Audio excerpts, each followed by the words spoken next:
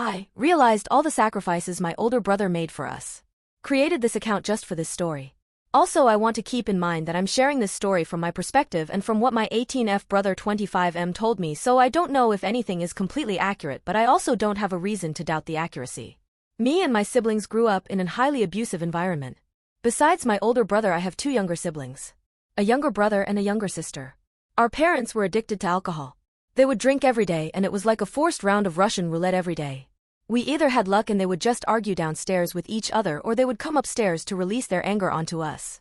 And when they did, my older brother would stand guard at the stairs to make sure we were safe. He would try to make them focus on him, so whenever they came upstairs they would horribly beat him, and when they tried to enter any of our rooms he would provoke them, so they would focus on him and beat him until they were too tired to focus on us.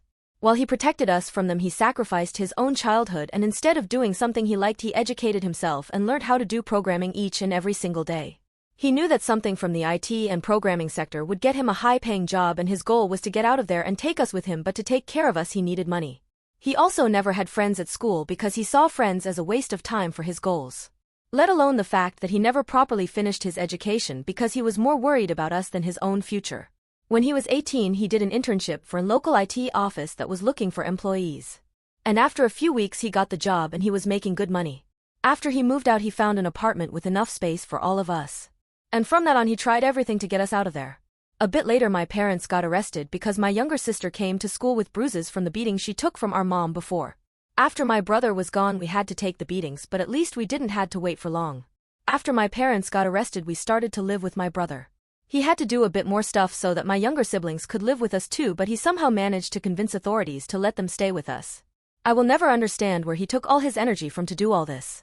I was still underage when we continued to live with him, but in his new job he made enough money to make sure we had it good, and he finally gave us the loving and caring home we craved for such a long time.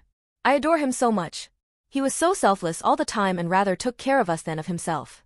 And yesterday something happened that made me want to share his story. When I woke up I went to get some breakfast, and when I passed my brother's door I heard him crying in his room.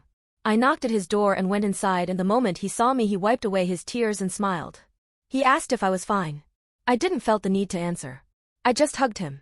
I felt so sorry for him. He sacrificed everything so that we were safe. He couldn't hold in his tears any longer, and I told him that he should probably go to therapy because what he went through would be way too much to handle for everyone. I adore him so much, and I will forever be grateful for every sacrifice he did for us. He did not deserve any of the things our parents put him through. We as a whole never deserved what our parents put us through.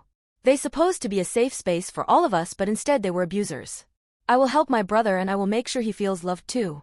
He deserves to have a safe space too. He wants to be ours, so I want to be his. Thank you for reading. Update. My post is 3 months, but I thought I might give you an update just in case you're interested. So in the last 3 months I got a job and earned money myself. I wanted to take some weights of his shoulders and took care of many things so that he doesn't has to. After everything he went through he deserves a break, and I try to make sure he learns to take care of his mental health, which is still pretty bad after everything that happened. I honestly underestimated how bad it was and still is. I think that this shield he created to protect himself through the years of trauma is now going to crumble. But with it down now, all the emotions held back and all the pent-up pain come up, and emotional breakdowns happened way too often. He is aware of that and he tries to control it, but it doesn't work. He's in therapy, but it will take a while for him to feel better. You see, my younger siblings and me were traumatized too, but at least we were kept safe enough by him so that we could express and let out our emotions. He never had that safe space. He had to bottle up everything. It's a good thing that now he has us as his safe space, but I just don't know if it's enough. He is the most important person in our life and we will be there for him. We make sure every day that he's loved. I mentioned in the previous post that his birthday in a month. On that day we got him a birthday cake and some presents. We celebrated with him. It was wonderful. I know I probably talk too much about him, but I feel so bad that everything traumatizing that happened to him came from him protecting us. I can't stop feeling guilty, or that I at least should have interfered way earlier. He assured me it's not my fault, and I know that, but it's hard to describe. Just imagine you walk across a street and a car is about to hit because you didn't pay attention before crossing the street and someone pushes you aside to save you.